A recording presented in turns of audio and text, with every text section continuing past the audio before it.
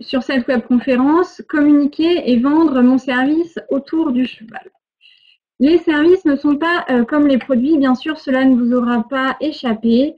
Par exemple, s'il est facile de s'imaginer, je ne sais pas, une brosse, un paquet de bonbons, par exemple, pour chevaux, et donc facile de voir ça à travers une publicité, c'est beaucoup plus difficile de se projeter en tant que client, par exemple, dans une heure d'équitation éthologique, dans un stage d'équitation éthologique, qui est donc un service, pour quelqu'un qui n'en a jamais fait l'expérience, qui ne sait pas du tout ce que c'est et à quoi s'attendre.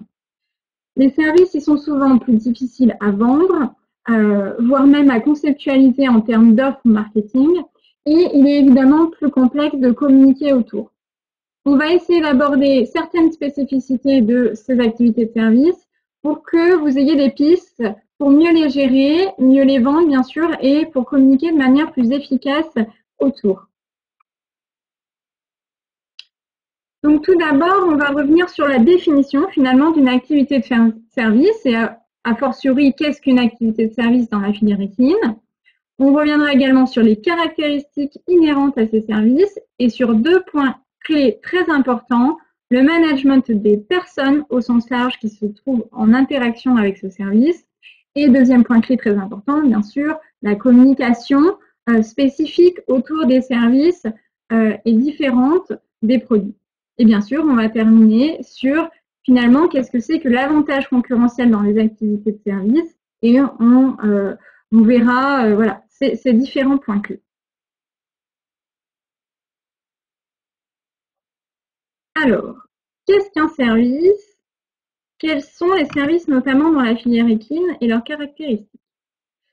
Les services, ils se distinguent des biens ou des produits par leur caractère immatériel et par l'impossibilité de stockage. Donc immatériel, c'est le synonyme d'intangible, qui est difficilement touchable, qui n'a pas vraiment de consistance matérielle. Évidemment, on ne touche pas un service alors qu'on peut toucher un téléphone, un paquet de bonbons ou une brosse. Et c'est plus difficile de se faire une représentation mentale de quelque chose d'immatériel que de quelque chose de matériel. Un service aussi, il est généralement consommé au moment de sa production. Quand vous allez à l'hôtel, c'est bien pendant cette nuit à l'hôtel que vous faites l'expérience de cet hôtel et vous êtes à ce moment même dans l'hôtel. Par opposition, lorsque je vais acheter mon paquet de bonbons, je vais l'acheter dans ma sellerie, il aura peut-être été produit en Bretagne alors que moi j'habite à Lyon et je vais peut-être l'utiliser dans mon concours à Pompadour. Donc ça, c'est une grosse différence aussi. Je ne consomme pas mon produit au moment de sa production sur le lieu de sa production, alors que c'est complètement le cas pour les services. La production de services, on l'appelle la serviction. Voilà. Les services, ça peut être des services marchands, comme j'imagine vous portez le projet de faire des services marchands ou vous vendez déjà des services marchands, ou des services non marchands. Par exemple, les services publics sont des services non marchands. À savoir que les économies modernes, occidentales notamment, sont essentiellement des économies de services, notamment parce que les activités de production ont souvent été délocalisées dans des pays avec des main-d'œuvre peu coûteuses. Et les caractéristiques des services, elles vont induire des pratiques et des enjeux marketing spécifiques, on l'a dit, et c'est pour ça qu'on parle de marketing spécifique au service, donc marketing spécifique à la servition. Bien sûr, dans la filière équine, on a de très nombreuses activités de service. Il faut penser aux écoles d'équitation, aux pensions, au coaching à la maison, au coaching en compétition, au travail du cheval, à la valorisation du cheval, mais aussi à l'entraînement du cheval de course, à la drive ou à la monte en course. Tout ce qui est organisation de compétition, d'événements, de spectacles, organisation de courses hippiques, bien sûr. Et puis, tous les métiers liés à la santé du cheval, vétérinaire, ostéopathe, shiatsu, nutritionniste ou encore maréchal ferrant. Donc, de très, très nombreuses activités de service dans la filière équine. Alors, les spécificités des activités de service. On les évoque ici de manière globale et ensuite, on va revenir sur chacune d'entre elles avec les conséquences que ça a pour nous. Donc, on l'a dit, depuis les années 70, on a un marketing qui est défini par la science de gestion, spécifiques au service, parce qu'ils ont des caractéristiques propres. Ces caractéristiques sont déjà l'intangibilité du service. On l'a dit, on ne touche pas un service.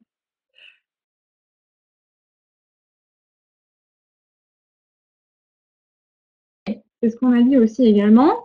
Je fais l'usage de ma nuit d'hôtel au moment où je suis dans ma nuit d'hôtel.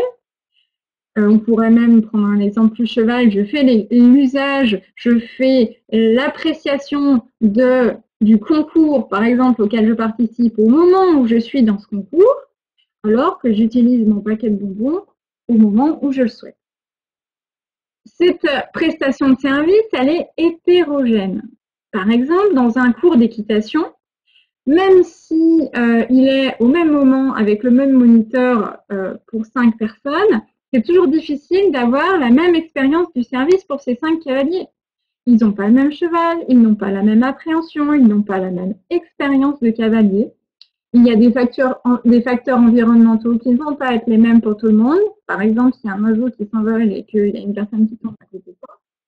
Bref, un des cavaliers peut tomber et l'autre trouver la séance absolument géniale. Donc, vous voyez que l'expérience va totalement différer. L'offre va être hétérogène alors même que c'est le même service que vous allez diffuser. Par ailleurs, pour prendre un autre exemple, c'est également une offre qui est hétérogène d'une semaine sur l'autre. Je vais répéter le même cours d'équitation avec le même moniteur au même endroit dans le même centre équestre et peut-être avec les mêmes clients, mais la séance ne sera jamais la même. Et par ailleurs, peut-être heureusement d'ailleurs. Et enfin, les services sont périssables. Il n'est pas possible de stocker vos cours d'équitation qui ne seraient pas consommés. Si vous avez 8 places de cours samedi après-midi à 15h et que samedi après-midi à 15h10, vous n'avez que 6 inscrits, personne ne fera jamais l'expérience de ces 2 places de cours que vous n'aurez pas vendues. Et vous avez définitivement perdu ce chiffre d'affaires. Vous ne pouvez pas stocker ces cours pour plus tard. A contrario, si je vends des paquets de bonbons que j'ai prévu d'en vendre 50 sur mon stand pendant une compétition et que j'en ai vendu que 40, le week-end prochain, pour la prochaine compétition et mon prochain stand, je ressortirai mes 10 paquets de bonbons que je n'ai pas vendus. Donc c'est foncièrement différent. On va voir ça dans le détail. Par ailleurs, un point qui est très important, c'est ce qui est noté à droite, c'est que la valeur du service pour le client, ou qu'on peut appeler aussi le bénéfice retiré par l'achat d'un service, n'est pas dans la possession. Puisqu'on l'a dit, on ne peut pas le toucher, on ne peut pas le posséder. La valeur qui est possédée par vos clients, ce qui apporte de la valeur à votre client, ce pourquoi ils vont venir vous voir, c'est dans l'usage et dans l'expérience qui découle du service. Je vais vous donner un exemple. Si j'achète une place pour aller voir une épreuve de compétition CSI 5 étoiles dans un grand concours indoor, par exemple, la valeur retirée pour moi-même, c'est bien évidemment pas d'avoir le billet en main. Je vais être contente, mais je ne vais pas aller bien loin avec ça. La valeur pour moi, c'est de venir à ce spectacle et d'apprécier la qualité du show, le suspense de la compétition, la difficulté ressentie, l'ambiance. Bien sûr, ce qui va compter aussi, peut-être de manière inconsciente, mais c'est la qualité du siège, la clim, le chauffage, est-ce que j'ai l'impression d'attendre entre les cavaliers ou pas, etc. C'est ça qui m'apporte de la valeur. C'est ça qui fait que je reviendrai à ce concours. Ça, c'est très important. On continue et on revient sur ce premier point clé qu'on a dit, intangibilité du service. On ne peut pas toucher les services. Première conséquence problématique pour nous, on ne peut pas les protéger par des brevets, contrairement à des produits. C'est impossible. Comment vous allez vous protéger de la copie de votre service? C'est par votre savoir-faire, parce que vous serez le seul à avoir développé ce savoir-faire ou cette offre. Vous serez le seul à avoir cette compétence, cette expérience. Vous pourrez vous protéger aussi par votre image de marque, parce que les gens voudront, entre guillemets, l'original plutôt, etc. Ensuite, on a dit, ils sont intangibles, donc on ne peut pas vraiment les montrer au préalable. Ils sont difficilement communicables, ces services. Si je n'ai jamais monté à cheval, que dans ma famille, il n'y a pas de cavalier, donc je n'ai jamais fait l'expérience d'une heure d'équitation en centre équestre, je n'ai en fait pas vraiment l'idée de comment s'organise cette heure d'équitation, du fait que je dois venir pour préparer mon cheval, du fait que je dois venir du coup peut-être 30 minutes avant le début du cours, du fait que finalement le moniteur va bien évidemment un peu s'adapter à mon niveau, que je ne vais pas non plus sauter 1,30 m pendant mon premier cours, etc. Et ça, c'est difficile pour vous en tant qu'entreprise, par une communication classique sur une affiche, par exemple, ou par un post sur Facebook, d'expliquer ce que ça comporte une heure d'équitation à un néophyte. Donc à la fois en termes d'organisation, on l'a dit, venir un peu avant, aider à préparer son cheval, etc. Mais à la fois en termes de bénéfices clients. Qu'est-ce qui va me plaire en tant que client? Ça va être le contact avec le cheval, la pédagogie du moniteur, etc. Donc, comment je vais faire pour que ce prospect s'imagine que ça va être de grande qualité et que ça va lui apporter de la valeur, alors même qu'il n'a jamais fait cette expérience et que c'est difficile de mettre tout ça sur une affiche. Donc, que nous conseillent les chercheurs en sciences de gestion en marketing? Ils nous conseillent, sur nos communications, déjà de mettre en valeur des indices tangibles. C'est ce qui va permettre de démontrer la qualité de vos services avant que les gens en aient fait l'expérience. Si je visite une pension potentielle pour mon cheval et que les box ou les paddocks sont spacieux, propres, la carrière est bien entretenue, dotée de bon matériel, que le clubhouse est chauffé, propre, accueillant, on y voit les coupes gagnées par les cavaliers en compétition, l'ambiance a l'air bonne, il y a des photographies, etc., ça a l'air convivial. Je vais préjuger de la qualité du service de pension sur ce qu'il m'est donné de tangible à voir, le matériel, les infrastructures, la propreté, alors que je n'en ai jamais fait l'expérience. Retenez bien que les gens jugent vos services par procuration sur ce qu'il leur est possible de juger. Deuxième importance en termes de communication, l'importance du bouche à oreille. Puisque les services sont difficiles à communiquer, à traduire en termes de communication, sur des affiches par exemple, on a dit, le bouche à oreille va être déterminant. Parce qu'évidemment, quand un cavalier va me dire « Oh, tu as envie de commencer l'équitation, mais tu devrais absolument aller dans le centre équestre Intel, ils sont super sympas, j'ai progressé à ma vitesse, j'ai jamais pris de risque, etc. etc. » Moi, en tant que prospect, je vais trouver ça hyper crédible, ça va me rassurer, ça va m'apporter des éléments de confiance. Donc le bouche-à-oreille va être très important. Attention, il va être très important s'il est positif ou bien sûr s'il est négatif. Ensuite, troisième possibilité qui nous aidera pour communiquer autour de ces activités de service intangibles, comme on l'a dit, essayer de développer une communication après achat. Ça veut dire quoi? Ça veut dire que montrer des clients qui ont une expérience positive et réaliste de votre service, c'est très positif. On l'a dit, le bouche-à-oreille est important. Donc, les témoignages clients le seront tout en temps. Vous pouvez, par exemple, faire une vidéo de la dernière cliente qui vous a sollicité pour une séance de shiatsu sur son cheval, la faire parler sur la différence qu'elle a sentie autour de son cheval, sur votre approche, sur votre sensibilité, etc. Et ça va vraiment aider vos autres prospects à s'identifier et à comprendre que vous vendez quelque chose de qualité. Deuxième spécificité, on l'a dit, un service, ça se consomme au moment de sa production. Le client qui vient faire un stage de dressage avec un cavalier de haut niveau dans votre structure, il est forcément présent pendant le listage. Et nous, c'est encore plus compliqué parce que parfois, on a le cavalier et le cheval à gérer. Les employés et les autres usagers vont donc affecter la prestation perçue par cette personne, puisqu'elle est forcément présente dans votre structure pendant la réalisation du service. Si le cavalier pro qui est censé animer le stage arrive avec 1 heure de retard, c'est une mauvaise expérience pour vos clients.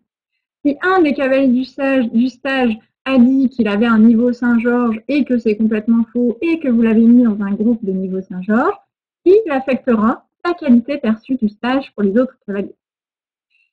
Et par ailleurs, du coup, c'est difficile de faire une production de masse, une production en série qui faciliterait le contrôle de la qualité et qui faciliterait des économies d'échelle financière. Donc, comme déjà évoqué, vous pouvez faire tous les samedis de l'année à 14h le même cours pour les galops 5 avec les 1000 cavaliers, et le cours ne sera jamais le même et l'expérience de chacun probablement jamais la même. Alors, quelle préconisation pour nous en marketing? Déjà, c'est extrêmement important d'être attentif à la sélection et à la formation du personnel en contact avec le public. Tout votre personnel, même le palefrenier qui a priori n'est pas censé interagir par exemple avec le cavalier qui vient en stage sur la structure, peut influencer la qualité du service perçu. Il faut penser à la maman par exemple qui emmène son fils pour la première fois au Poney Club. Qu'est-ce qu'elle va penser de la qualité du service si elle croise par exemple un moniteur qui ne pense même pas à lui dire bonjour et à l'aider, à la renseigner pour lui indiquer où elle doit se rendre. Mais quand bien même ce n'est pas le moniteur qui est censé s'occuper d'elle. Mais elle, derrière, elle va avoir une mauvaise image si on ne l'accueille pas correctement. Et également, c'est très important et c'est très complexe à faire, il faut manager les clients.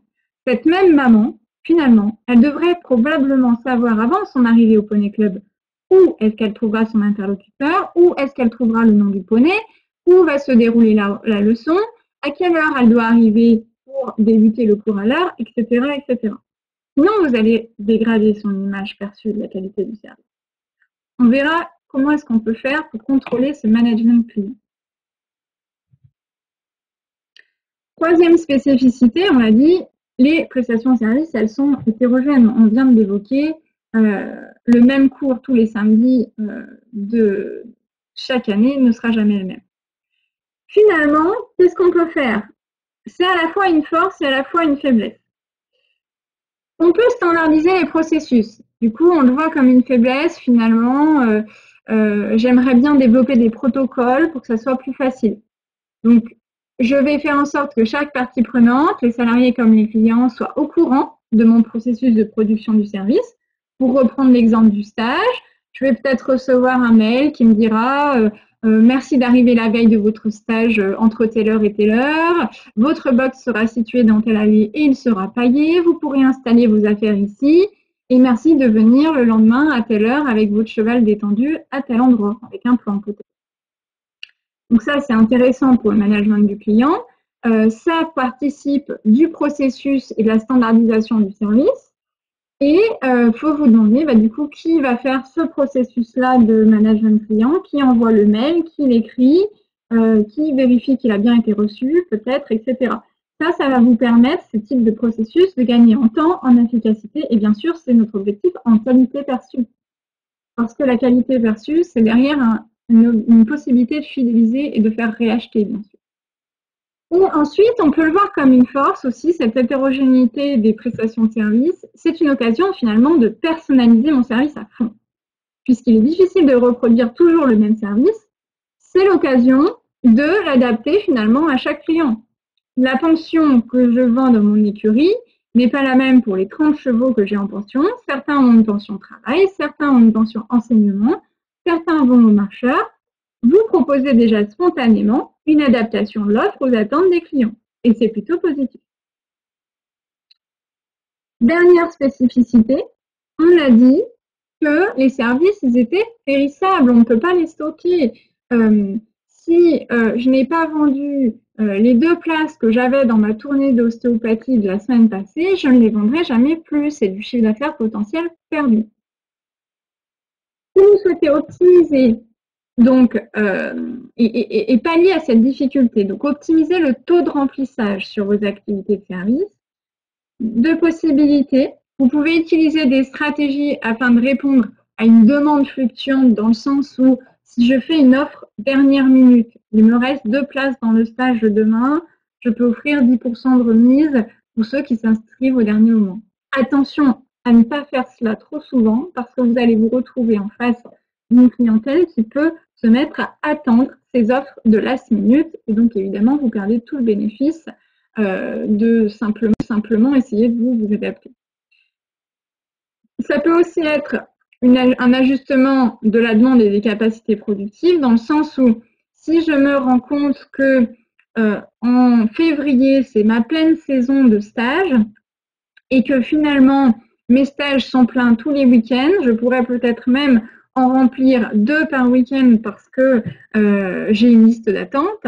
Peut-être que je peux recourir à des partenaires cavaliers pour proposer plus de stages en même temps, voire un stage déporté sur une autre structure ou autre, pour essayer de capitaliser sur ce chiffre d'affaires potentiel.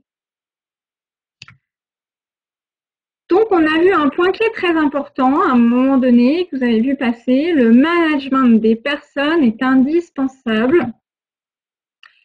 Et autour du management des personnes, donc on a parlé des moniteurs, par exemple, qui pouvaient être en contact, des grooms ou autres, mais il y a le management du client. Le client, comme le salarié, comme les autres clients, comme toutes les personnes présentes, affectent la perception de qualité de la personne qui vient faire l'expérience de votre service. Ça peut paraître difficile à faire, mais c'est indispensable de briefer les gens sur ce qu'ils doivent faire ou ce qu'ils ne peuvent pas faire. Et ce qui est difficile, bien sûr, c'est que ça soit fait sans que ça paraisse trop didactique ou trop autoritaire. Mais c'est un enjeu critique parce que c'est ce qui garantit qu'il y aura un bon fonctionnement de vos services derrière. Par exemple, ça peut passer simplement par l'envoi d'un mail de bienvenue pour les nouveaux inscrits de l'année au Poney Club, en leur rappelant les horaires d'ouverture, comment se passe une séance type, comment est organisé le club avec peut-être un trombinoscope, des moniteurs, des gérants, qui contacter pour quel problème, avec les coordonnées du service administratif, par exemple, etc. Ça peut être l'occasion de glisser un petit cadeau de bienvenue, comme une petite remise sur le premier stage ou un stylo aux couleurs du club, etc.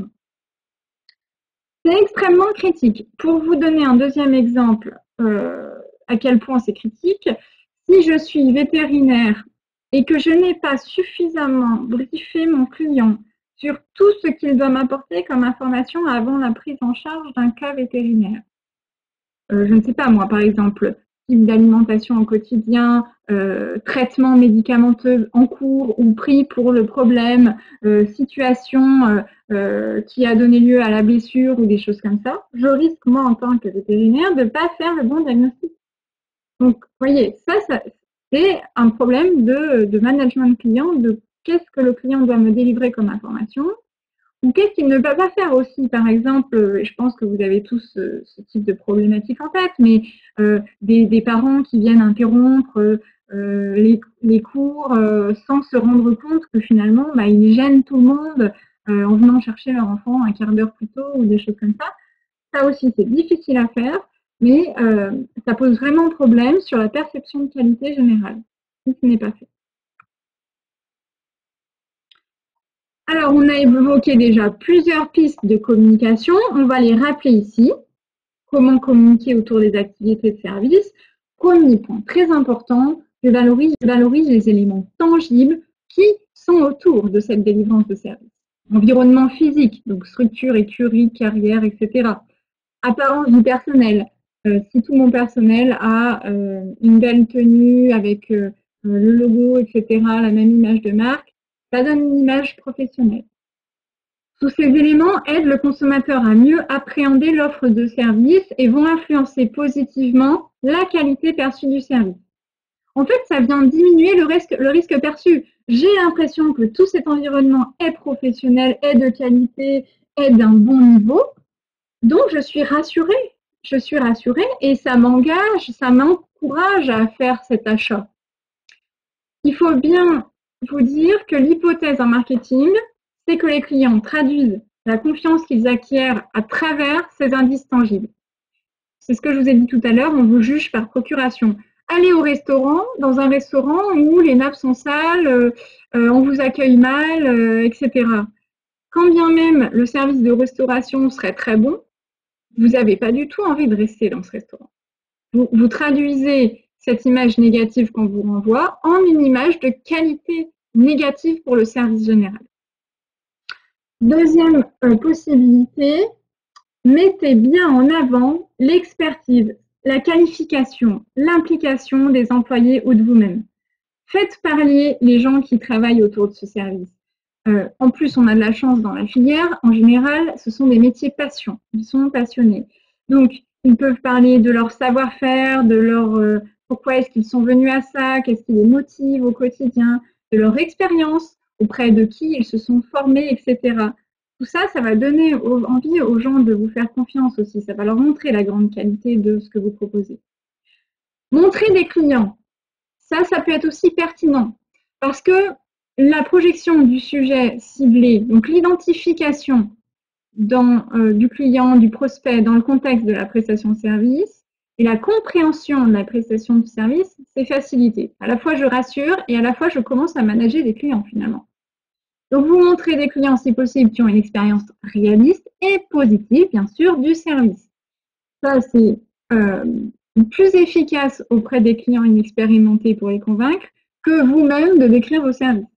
Et on l'a dit, ça va participer à l'éducation du client. Vous pouvez faire parler le client qui va dire, voilà, je suis venu en stage, j'ai bien apprécié l'accueil de mon cheval. Quand je suis arrivée, j'étais déjà tout prêt.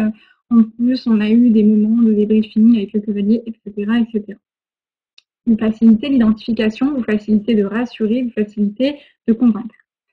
Vous pouvez également communiquer sur la proximité physique et psychologique que vous avez avec le client. Qu'est-ce que ça veut dire? Ça veut dire montrer que vous partagez les mêmes valeurs, que vous croyez dans les mêmes choses, que peut-être, par exemple, le bien-être animal a une importance critique pour vous en ce moment et comment est-ce que vous le traduisez dans votre activité, ce type de choses. Montrer que vous connaissez finalement votre client, que vous le comprenez, que vous partagez les mêmes valeurs, les mêmes ambitions, les mêmes objectifs que lui. Montrer que vous êtes proche de lui. Ça, c'est très important.